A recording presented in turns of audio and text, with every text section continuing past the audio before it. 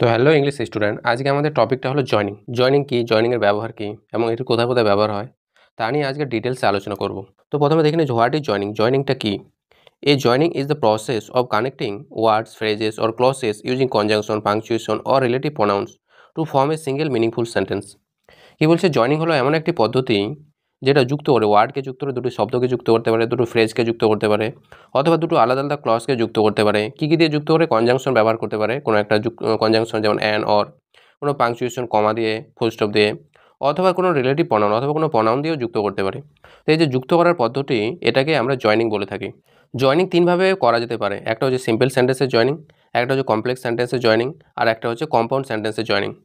তো সবার প্রথমে সিম্পল সেন্টেন্স জয়নিংটা কি? A simple sentence is a sentence that has only one subject and one predicate and expresses a complete thought.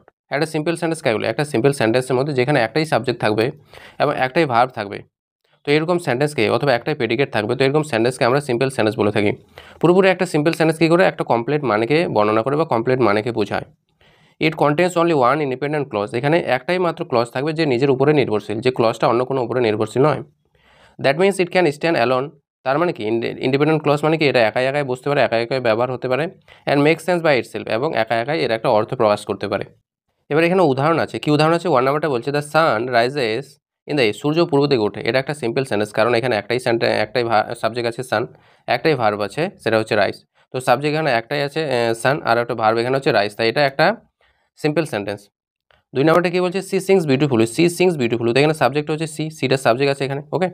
Singh এখানে একটাই verb আছে, তো এখানে একটাই ভার্ব, তাই এটা একটা সিম্পল সেন্টেন্স। একা একাই এটা বসতে পারে, সি সিংস বিউটিফুলি, সে সুন্দরভাবে গান করে। আমি এই বাক্যটা অন্য কেউ বলতে পারি একা একাই, অন্য কোনো বাক্যের দরকারই নেই। তিন নাম্বারে বলছে আই লাভ মাই কান্ট্রি, তো আই লাভ এখানে সাবজেক্ট হচ্ছে আই আছে, আর ভার্ব হচ্ছে এখানে লাভ আছে। তো এই বাক্যটা, এই যে সেন্টেন্সটা যে কোনো জায়গায় তুমি একা একাই বলতে পারবে। একা একাই বলা মানে তুমি এই বাক্যটা যেখানে বলবে সেখানে এর একটা মানে প্রকাশ করবে। এটার জন্য, এই মানেটা প্রকাশ করার জন্য অন্য কোনো সেন্টেন্সের দরকার নেই। চার নাম্বারটা হচ্ছে বার্ডস ফ্লাই, পাখিরা উড়ে, তো বার্ডস এখানে সাবজেক্ট আছে আর ফ্লাইট এখানে ভার্ব আছে, তো এটাও একটা ইন্ডিপেন্ডেন্ট, নিজে নিজে উচ্চারিত হতে পারে যে পাখিরা উড়ে, আমি যখন তখন বলতে পারি, তাই এটা নিজে নিজে উচ্চারণ হয় এবং এটা নির্দিষ্ট একটা মানে আছে, তাই এই বার্ডস ফ্লাই এটাও একটা সিম্পল সেন্টেন্স। এবার বাক্যকে সিম্পল সেন্টেন্সে যদি আমরা জয়নিং করতে চাই, তাহলে বিভিন্ন ধরনের পদ্ধতি আছে। একটা কি হচ্ছে পার্টিসিপল ব্যবহার করে, আইএনজি যদি যুক্ত করে পার্টিসিপল ব্যবহার করে করতে পারি। তারপরে দুই নম্বরে using a preposition or phrase প্রিপোজিশনের সাহায্যে আমরা প্রিপোজিশনের সাহায্যেও জয়নিং করতে পারি সিম্পল সেন্টেন্সে। তৃতীয় নাম্বারে ইউজিং অ্যান ইনফিনিটিভ মানে 2 প্লাস ভার্বের 1, ইনফিনিটিভের সাহায্যেও আমরা করতে পারি। চতুর্থ নাম্বার হচ্ছে ইউজিং অ্যান অ্যাপোজিশন মানে কমার সাহায্যে আমরা করতে পারি। 5 নাম্বার আছে ইউজিং অ্যাডজেক্টিভ অর অ্যাডভার্ব, এমনকি অ্যাডজেক্টিভ এবং অ্যাডভার্বগুলো যুক্ত করেও আমরা সিম্পল সেন্টেন্সে জয়নিং করতে পারি।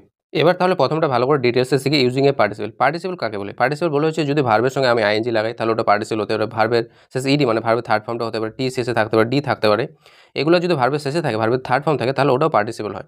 কিন্তু যখন আমরা জয়নিং করবো, তো এখানে শুধু আমরা আইএনজি যুক্ত পার্টিসিপলটাই শিখবো, বাকিগুলো এখন শিখবো না, অন্য সময় শিখবো। তো হচ্ছে এখানে কি বলছে, we can reduce one clause into a participle phrase, আমরা একটা ক্লজকে কমিয়ে দিতে পারি পার্টিসিপল ফ্রেজ ব্যবহার করে। কিভাবে? উদাহরণে দেখো।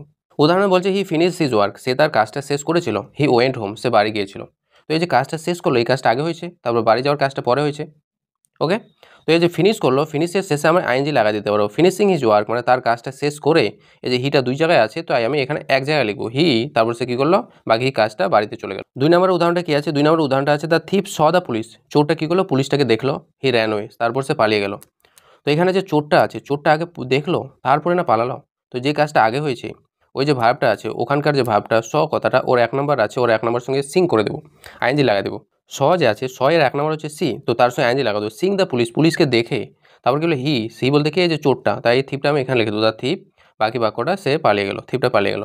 তো এই যে বাক্যটা এখানে কি হলো, দুটো কাজ আছে, দুটো কাজের মধ্যে একটি কাজ একটা আগে হয়েছে আর একটা কাজ কি হয়েছে, একটু পরে হয়েছে। তো যেই কাজটা আগে হয়েছে, ওই কাজটার যে ভার্বটা, ওই ভার্বটার 1 নম্বরের সঙ্গে আইএনজি লাগাই দিব, তারপরে বাকিটা লিখে দেবো, তাহলেই হয়ে গেল পার্টিসিপলের সাহায্যে সিম্পল সেন্টেন্সে জয়নিং। এবার দুই নম্বরটা আছে using a preposition or phrase কোনো প্রিপোজিশনের সাহায্য করতে পারি, অথবা প্রিপোজিশন ফ্রেজের সাহায্য আমরা সিম্পল সেন্টেন্সে জয়নিং করতে পারি। এখানে কি বলছে, one sentence can be change into a phrase, একটা সেন্টেন্স একটা ফ্রেজে পরিবর্তন করা যেতে পারে ইউজিং এ প্রিপোজিশনের সাহায্যে, যেমন লাইক, আফটার, বিফোর, অন, ইট বা এগুলোর সাহায্যে। আগের যে বাক্যটা শিখলাম অ্যাকচুয়ালি ওরকমই হবে, কিন্তু এখানে আমরা একটা প্রিপোজিশনকে ইউজ করব। যেমন এখানে উদাহরণ দেওয়া আছে, প্রথমটা হি কমপ্লিটেড দ্য ওয়ার্ক, সে কাজটা শেষ করলো, হি টুক রেস্ট, তারপর সে আরাম নিল। তো আগে কাজটা শেষ করলো, তো এটা এইভাবে করবো, আফটার কমপ্লিটিং হিজ ওয়ার্ক, তার কাজটা শেষ করার পরে, তারপর কী করলো, হি টুক রেস্ট, বাকি বাক্যটা সে আরাম নিল। পরে বাক্যটা আছে সি ওয়াজ ইল, সে অসুস্থ ছিল, she still attended the class, তা সত্ত্বেও সে কি করে ক্লাসে আসে। তাহলে ওয়াজ থাকলে কী হবে এখানে, সি ওয়াজ ইল, সে অসুস্থ ছিল কিন্তু তাও এসেছে, তা হবে ইনস্পাইট অফ। ইনস্পাইট অফ মানে সত্ত্বেও, এবার ওয়াজ যেখানে থাকে ওখানে বিং আনতে হয়, যে ইনস্পাইট অফ বিং ইল, অসুস্থ থাকা সত্ত্বেও কী করলো, সি অ্যাটেন্ডেড দ্য ক্লাস, বাকি বাক্যটা সি অ্যাটেন্ডেড দ্য ক্লাস মানে সে ক্লাসে অংশগ্রহণ করেছিল। তৃতীয় নাম্বার যে নিয়মটা ওটা আছে ইউজিং অ্যান ইনফিনিটিভ। ইনফিনিটিভ মানে কাকে বলে, যে টু এর পরে যদি আমি ভার্বের 1 নাম্বার লিখি তাহলে ওটাকে ইনফিনিটিভ বলা হয়ে থাকে। We can use an infinitive to join two sentences, দুটো বাক্যকে যুক্ত করার জন্য আমরা ইনফিনিটিভটা ব্যবহার করতে পারি। যেমন এখানে কি বলছে, হি ওয়েন্ট টু দিল্লি, সে দিল্লি গেল, he wanted to find a job, সে কাজ খুঁজে পেতে চাইছিল।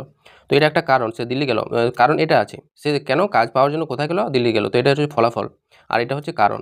তো কী করবো, যে কারণটা আছে, যে জায়গাটাতে কারণটা আছে ওটার ইনফিনিটিভটা আমরা ব্যবহার করতে পারবো। তো ফলাফলটা লিখে দেবো, হি ওয়েন্ট টু দিল্লি, এই যে ফলাফলটা লিখে দিলাম, সে দিল্লি গেছিলো কেন, টু ফাইন্ড এ জব, একটা কাজ পাওয়ার জন্য, এই যে কারণটা, তারপরে ওখানকার ইনফিনিটিভটা লিখে দেবো যে একটা জব পাওয়ার জন্য। পরেরটা আছে সি ওপেন দ্য বক্স, সে বক্সটা খুলেছিল, she wanted to take her pen, সে তার কলমটা নিতে চেয়েছিল। তাহলে এখানে ফলাফল কোনটা, এখানে ফলাফল হচ্ছে সি ওপেন দ্য বক্স, এটা হচ্ছে ফলাফল। তো আগে ফলাফলটা লিখে দিলাম, সে বক্সটা খুললো। এবার কারণটা কি, কারণটা হচ্ছে টু টেক হার পেন, তার কলমটা নেওয়ার জন্য, যে এখানে ইনফিনিটিভটা টু টেক হার পেন, তার কলমটা নেওয়ার জন্য, এটা আমরা শেষে লিখে দিলাম, তাহলে এটা সিম্পল সেন্টেন্সে যুক্ত হয়ে গেল।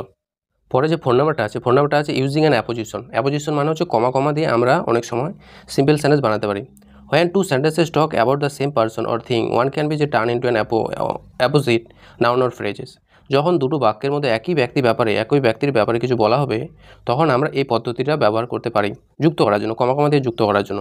যেমন এখানে কী বলছে, ট্যাগর ওয়াজ এ গ্রেট পোয়েট, ট্যাগর কী ছিল, একজন মহান কবি ছিল। হি রোড গীতাঞ্জলি, সে গীতাঞ্জলি লিখেছিল, তাহলে লিখে দিলাম ট্যাগর লিখে দিলাম, এই যে এই কথাটা। তারপর ট্যাগরটা কে ছিল, ওর অ্যাডজেক্টিভটা, এই গ্রেট পোয়েট এটা লিখে দিলাম। তারপর বাকি একটা ভার্ব নিলাম, রোড গীতাঞ্জলি, তাহলে একটা ভার্ব নিয়ে তারপর বাকিটা লিখে দিলাম। তাহলে এখানে পুরো বাক্যটা একটা সিম্পল সেন্টেন্স হয়ে গেল, কারণ এখানে একটাই মাত্র ভার্ব আছে, সেটা হচ্ছে রোড, আর একটাই সাবজেক্ট আছে ট্যাগর। পরে 5 নাম্বার আছে using an adjective or adverb. আমরা অ্যাডজেক্টিভ ও অ্যাডভার্ব ব্যবহার করেও সিম্পল সেন্টেন্স বানাতে পারি। We can join by turning one sentences into an adjective or adverb. যদি দুটি বাক্যের মধ্যে, আমি সিম্পলি বলে দিই, যদি দুটি বাক্যের মধ্যে একই ব্যক্তি বা বস্তুর ব্যাপারে কিছু বলা থাকে, তাহলে যে অ্যাডজেক্টিভগুলো যুক্ত করে আমরা সিম্পল সেন্টেন্স বানাতে পারি। যেমন the boy is my friend, বালকটা হয় আমার বন্ধু। হি ইজ টল, সে হয় লম্বা। তাহলে এখানে দেখো, এখানে যে পরের বাক্যটা যে হি ইজ টল, এখানে এক্সট্রা কি বললো, এক্সট্রা শুধু টল কথাটা বললো, বাকি তো হি ইজ ওটাই বাক্যটা বালকটার ব্যাপারে বলছে। তো এক্সট্রা এখানে যে টল কথাটা আছে এটাই আমি বালকটার সঙ্গে লেখা দেবো। তাহলে দ্য বয় আছে, বয়টার সঙ্গে এখানে কী করে দিলাম, the tall boy is my friend, লম্বা বালকটা হয় আমার বন্ধু। তাহলে যে পরের বাক্যটা থেকে যে অ্যাডজেক্টিভটা আছে, এই অ্যাডজেক্টিভটা আমি সামনের বাক্যটার মধ্যেই লাগিয়ে দিলাম, তাহলে পুরো বাক্যটার মানে সেম হয়ে গেল। পরেরটা আছে রবিন ওয়াজ হার্ড ওয়ার্কার, রবিন কী ছিল, একজন কঠোর পরিশ্রমী। রবিন সাকসেডেড, রবিন সফল হয়েছিল। তাহলে হার্ড ওয়ার্কার রবিন, যে হার্ড ওয়ার্কার এখানে যে আছে, এখানে হার্ড ওয়ার্কার কথাটা আছে, হার্ড ওয়ার্কারটা এখানে অ্যাডজেক্টিভ একটা, তাই ওটা হচ্ছে আমি এখানে লাগা দিলাম, হার্ড ওয়ার্কার রবিন মানে কঠোর পরিশ্রমী রবিন সাকসিডেড, সফল হয়েছিল। এবার সিম্পল সেন্টেন্সের যতগুলো নিয়ম আছে সেগুলো প্রায় বলেই দিলাম, 5টা নিয়ম ছিল, তো 5টা নিয়মে হয়ে গেল। এবার করবো আমরা প্র্যাকটিস অনেকগুলো। তো প্রথম বাক্যটা কী আছে, প্রথম বাক্যটা আছে হি ফিনিশ হিজ মিল, সে তার খাবারটা শেষ করলো। He went out for walk, সে কী করলো, বাইরে বেড়াতে গেল। তাহলে আগে খাবার শেষ করার কাজটা হয়েছে, তাহলে এটা এই যে কাজটা আগে হয়েছে ওটার সঙ্গে আমি 1 নম্বরের সঙ্গে এনজি লাগা দিলাম, ফিনিশের 1 নম্বর হচ্ছে ফিনিশ, তার সঙ্গে এনজি, ফিনিশিং হিজ মিল, তার খাবার শেষ করে। তারপর পরের বাক্যটা he went out for a walk, সে কী করলো, হাঁটার জন্য বাইরে গেল। পরে 2 নম্বরটা বলছে হি স এ লায়ন, সে একটা লায়ন দেখলো, একটা সিংহ দেখলো, হি র্যান ওয়ে, সে পালিয়ে গেল। তো আগে দেখলো কি না, এটা কাজ আগে হয়েছে, তাই এই স এর 1 নম্বর সিংয়ের সঙ্গে আইনজি লাগা দিলাম, সিং এ লায়ন, একটা লায়ন দেখে হি র্যান ওয়ে, সে পালিয়ে গেল। 3rd নম্বরটা বলছে the boy is very clever, বালকটা হয় খুব চালাক। He can solve the problem, সে প্রবলেমটাকে সলভ করতে পারে। তো এখানে আমি অ্যাডজেক্টিভ আছে ক্লেভারটাকে এখানে লাগিয়ে দিতে পারি, দ্য ক্লেভার বয়, চালাক বালকটা ক্যান সলভ দিস প্রবলেম, এই প্রবলেমটাকে সলভ করতে পারবে। 4 নম্বরে বলছে হি ওয়ার্ক হার্ড, সে কঠোর পরিশ্রম করেছিল। হি wanted two pass the exam, say exam pass করতে চাইছিল। তো এখানে একটা ইনফিনিটিভ লাগানো আছে, তো ওটা ইনফিনিটিভের সাহায্যে করতে পারো, হি ওয়ার্ক হার্ড, সে কঠোর পরিশ্রম করেছিল, টু পাস দ্য এক্সাম, পরীক্ষাটা পাস করার জন্য। জাস্ট পরের বাক্যটা যে ইনফিনিটিভটা আছে ওটা এবং তারপরে যা আছে তা লিখে দিলাম। পরে আছে দ্য সানসেট, সূর্যটা অস্ত গিয়েছিল। উই রিটার্ন হোম, আমরা বাড়িতে ফিরে এসেছিলাম। তাহলে আগে সূর্যটা অস্ত গেল, এই কাজটা আগে হলো, তারপরে তো বাড়িতে ফিরে এলাম, তাহলে এটা প্রিপোজিশন যে করতে পারো, আফটার দ্য সানসেট, সূর্য অস্ত যাওয়ার পরে উই রিটার্ন হোম, আমরা বাড়িতে ফিরে আসলাম। 6 নম্বরটা বলছে হি ওয়াজ টায়ার্ড, সে খুব ক্লান্ত ছিল। He went to bed early, সে তাড়াতাড়ি বিছানায় চলে গেল। তাহলে এখানে যে কাজটা আগে হলো, টায়ার্ড আগে হয়েছে, তো এটার হচ্ছে ওয়াজের সঙ্গে যদি আমরা করি তাহলে এর 1 নম্বর হয় বি এর সঙ্গে আইনজি লাগাতে হয়, তো বিং টায়ার্ড মানে ক্লান্ত হয়ে he went to bed early, সে তাড়াতাড়ি বিছানায় ঘুমোতে চলে যায়। 7 নম্বর বলছে রবি ইজ মাই ফ্রেন্ড, রবি হয় আমার বন্ধু। He plays cricket, say cricket খেলে। তাহলে এটাকে আমরা কমা দিয়ে করতে পারি, রবিটাকে আমার ফ্রেন্ড, আমার বন্ধু, পরে এই যে এখানে শুধু মাই ফ্রেন্ড এটা নিয়ে নিলাম, তারপরে এখানে ভার্বটা নিলাম প্লেস, তারপর পরে যা আছে ক্রিকেট, রবি আমার বন্ধু ও ক্রিকেট খেলে। 8 নম্বরটা বলছে হি মেড এ মিস্টেক, সে একটা ভুল করেছিল, হি ওয়াজ পানিশ, তাকে শাস্তি দেওয়া হয়েছিল। তাহলে এখানে আমরা প্রিপোজিশন লাগাতে পারি, মেকিং এ মিস্টেক তার সামনে একটা ফর মেকিং এ মিস্টেক, একটা ভুল করার জন্য, হি ওয়াজ পানিশ, তাকে শাস্তি দেওয়া হয়েছিল। 9 নম্বরটা বলছে সি ওপেন দ্য উইন্ডো, সে জানালাটা খুলেছিল, she wanted to get some fresh air, সে তাজা মানে স্বচ্ছ হাওয়া পেতে চাইছিল। তাহলে এখানে হচ্ছে টু, এই যে টু গেট আছে, টু গেট এটা ইনফিনিটিভ লাগানো আছে, টু গেট এই যে ইনফিনিটিভ, তো এটা ইনফিনিটিভ সাহায্য করতে পারি। সো ওপেন দ্য উইন্ডো, সে জানালাটা খুলেছিল কেন, two get some fresh air, স্বচ্ছ হাওয়া পাওয়ার জন্যই সে জানালাটা খুলেছিল। পরের বাক্যে to get the fresh air, এটাই আমি লিখলাম, to get the fresh air এখানে। 10 নম্বরটা বলছে দ্য ম্যান ইজ পুয়ার, মানুষটা হয় গরিব, হি ইজ অনেস্ট, সে হয় সৎ। তাহলে এখানে যে মানুষটা আছে, মানুষটা পুয়ার ব্যাপারটা দেওয়া আছে, পুয়ার, তো পুয়ারটা আমি লিখে দেবো একসঙ্গে মানুষটার সঙ্গে, the poor man is honest, গরিব মানুষটা হয় সৎ। এখানে একটাই ভার্ব চলে আসলো, দুবার ইজটা লেখার দরকার হলো না। এখানে যেমন দুবার ইজ আছে, এই যে দুবার আছে, দুবার ইউজ হলো না, দরকার নেই ওটা, কারণ আমি পুয়ার কথাটা অনেস্ট ম্যানের সঙ্গে লাগিয়ে দিয়েছি। The poor man is honest, যে গরিব মানুষটা হয় খুব সৎ। এবার এখানে একটা কোশ্চেন আছে যে হি স দ্য পুলিশ, সে পুলিশকে দেখলো, হি র্যান, সে পালিয়ে গেল। এই কোনটা আনসার হবে, এই আনসারটা কমেন্টে জানাও।